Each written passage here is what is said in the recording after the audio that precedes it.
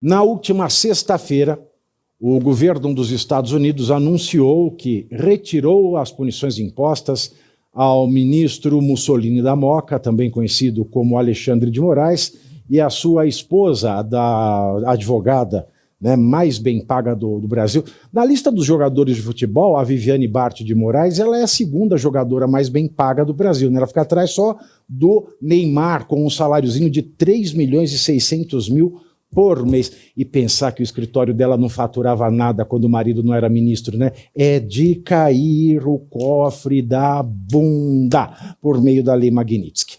A empresa da família do Mussolini da Moca também está livre de punições. Segundo meu querido amigo, colunista aqui do Metrópolis, Paulo Capelli, fontes do Itamaraty afirmam que a articulação de Moraes em favor do avanço do PL da dosimetria, somada à decisão do governo brasileiro de recuar na pressão por regras internacionais para as Big Techs, pesou na avaliação da Casa Branca.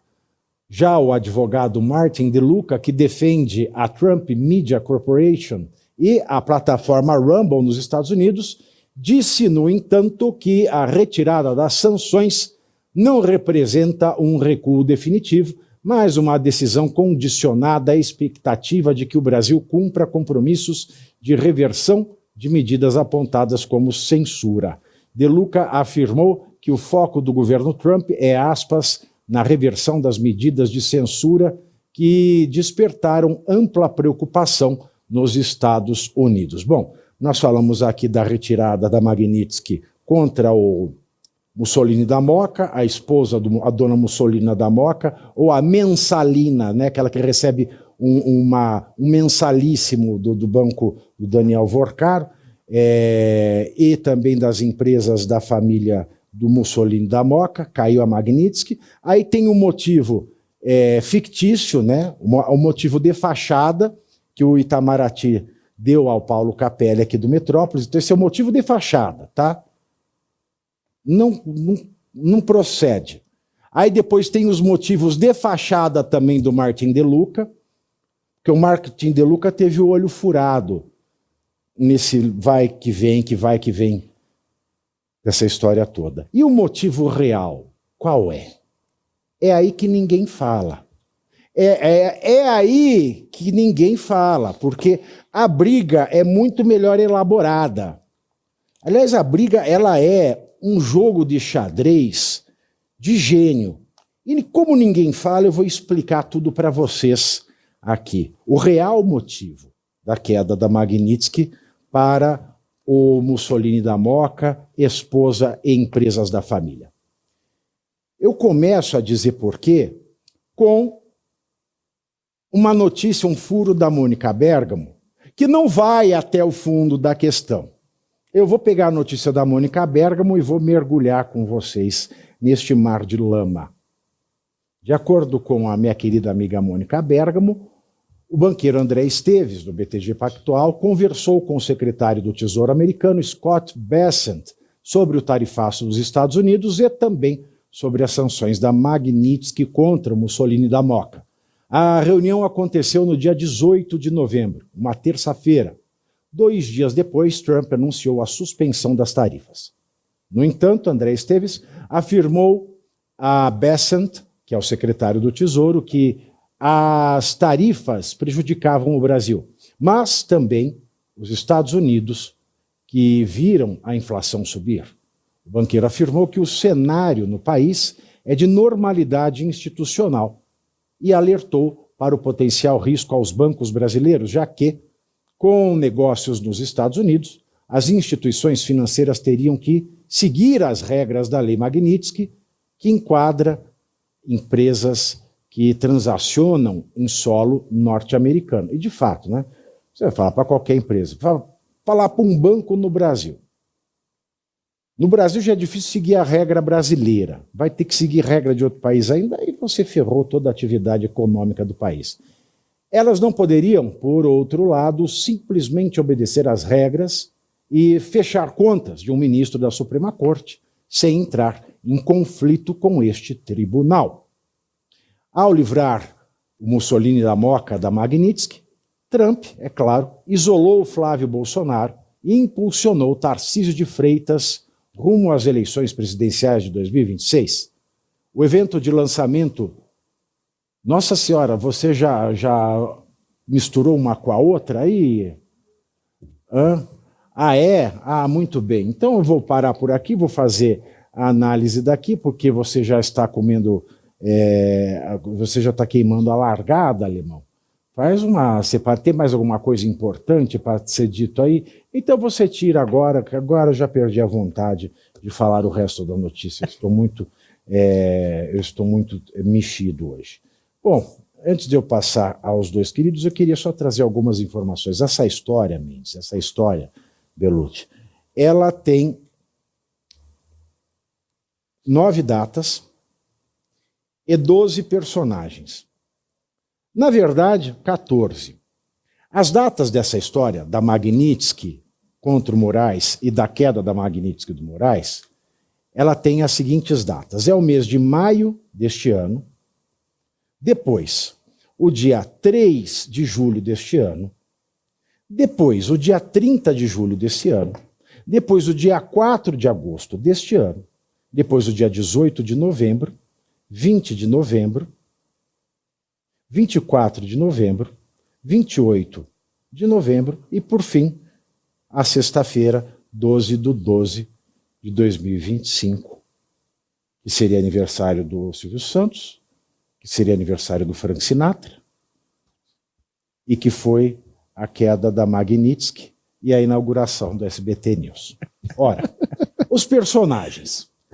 Nós temos a senhora Mussolini da Moca, também conhecida como Viviane Bart de Moraes, a esposa do Toffoli, que eu não sei o nome.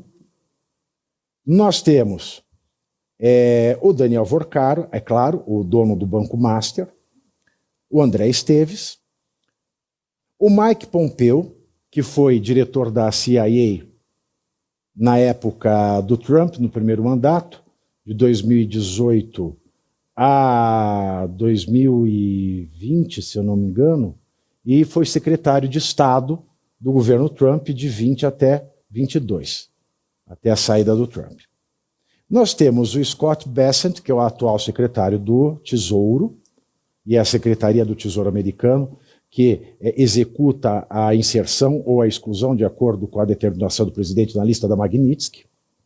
Nós temos o próprio Moraes, nós temos Gilmar Mendes, nós temos Tarcísio de Freitas, nós temos Eduardo Bolsonaro, Paulo Figueiredo, Martin De Luca, Joesley e Lula. Esses são os 14 nomes que transmitam em torno dessa história toda. O que aconteceu em maio de 2025? Em maio de 2025, o BTG comprou um pouco mais de R$1 bilhão dos ativos bons do Banco Master. O que prestava, foram lá, tá aqui, tá, hotel, coisa e tal, e comprou. Aí o resto ficou encrenca naquele banco. Ficou aquela encrencada. Aí saiu um rumor nos jornais econômicos, mas que é dado como rumor, porque é negado pelas duas partes, de que o André Esteves quis adquirir o controle do banco pela quantia simbólica de R$1. R$1, $1, mas era 1. Isso é dado como rumor, ninguém confirma. Bom, o fato é que nessa época, depois de ter adquirido os ativos bons do Banco Master e não ter conseguido ficar com o controle do Banco Master, isso é fato público e notório em Brasília, de que o André Esteves passou a nutrir uma inimizade capital pelo Daniel Vorcaro. Ponto pacífico, isso é maio de 2025. Dia 3 de julho de 2025, Lisboa, Portugal. André Esteves, um dos maiores patrocinadores do Gilmar Palusa, a edição deste ano, levou ao Gilmar Palusa ninguém mais, ninguém menos do que Mike Pompeo. A tiracolo, pagando todas as despesas. Mike Pompeo, que falou, inclusive, no Gilmar Palusa, nesta data, às 14 horas deste dia. Mike Pompeo esteve no jantar no Hotel Four Seasons com André Esteves, Gilmar Mendes. É seu parente? Não. Ah, achei que fosse, Guilherme. E mais algumas outras pessoas que eu não citarei quem são, porque não fazem parte desse rol dos personagens. Mas eu sei que neste jantar teve uma ligação do presidente Lula, intermediada por um dos presentes. Bom, há que se lembrar que nesta data, Alexandre de Moraes já tinha saído um pouco das rédeas do dono do STF, seu primo distante, o decano Gilmar Mendes. Vale lembrar que nesta época André Esteves já estava brigado com o Vorcaro e que o Vorcaro pagava 3.600.000, não, já tinha pago 129 milhões à esposa do Moraes. E que o Toffoli é casado com a antiga sócia do principal advogado do Daniel Vorcaro, que é o Valfredo Vardi. Ora, logo depois desse encontro,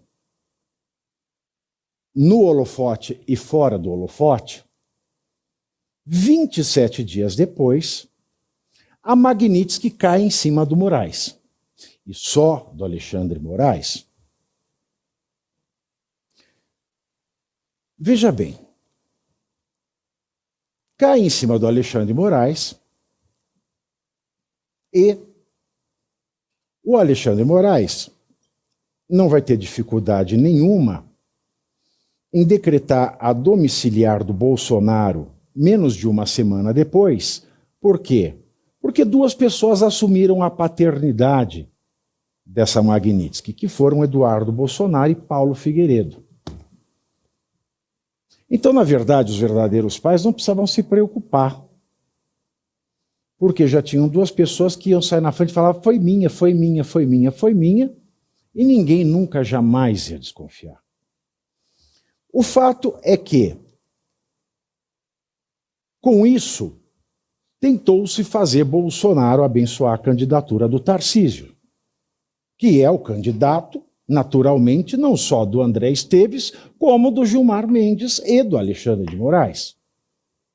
Mas essa renitência do Jair Bolsonaro em escolher um candidato foi irritando a todo mundo, a todo o mercado, principalmente. No dia 18/11, isso foi terça-feira, o André Esteves vai para os Estados Unidos e o Mike Pompeo marca uma reunião dele com Scott Bessent. Lembrando que Scott Bessent e Mike Pompeo foram colegas, foram membros do gabinete de Trump, um na administração anterior e o Scott Bessent na atual. E os dois têm uma relação muito boa, tanto Scott Bessent quanto Mike Pompeo, inclusive o Mike Pompeo com o Trump. 2 dias depois, caem as tarifas. Isso é dia 20/11. No dia 24, o Vorcaro é preso no aeroporto de Guarulhos. Se ele morasse perto da embaixada, ele podia ser preso e ficar preso. Mas como ele só estava pegando um avião particular para ir para os Emirados Árabes, a juíza decidiu relaxar a prisão. Aí o Toffoli tomou o caso para si, isso no dia 28 de novembro. Ora, Vorcaro parecia se sair muito bem com Toffoli à frente do caso e a mulher de Moraes como sua advogada. Eis que alguém diz: ok, sua mulher ganhou 129 milhões do Banco Master, que advogado não ganha 129 milhões de um cliente? É a coisa mais comum na advocacia. É você receber de um cliente só 3,5 milhões. É a coisa mais comum. Quem não recebe 129 milhões de honorários não merece nem viver. que deve ser muito incompetente, né? 129 milhões não é nada. Mas eu estou comprando para você a queda da sua Magnitsky. Para sua mulher, a dona Mussolina de brinde, e para a empresa da família de brinde. O escritório pode até voltar a ter site, o escritório Bart de Moraes. Agora você pode acessar o site do escritório e ver lá quem somos. E está escrito lá, somos especializados em tribunais superiores. Você já viu especialização em Tribunal Superior do Brasil? Eu também nunca vi e fico me perguntando se tem prova oral para fazer essa especialização. Mas esta é a história da queda da Magnitsky. Com esse movimento, é claro, o bolsonarismo se enfraqueceu de uma tal maneira que a pressão por Tarcísio volta de uma maneira que parecia que não voltaria. Então nós temos aqui um banqueiro que conseguiu implantar o seu candidato, devolver as rédeas a quem de direito no STF, ao decano, e ainda por cima não deixar o seu inimigo Daniel Vorcaro rindo de graça por conta das mulheres dos ministros. Ufa, falei demais.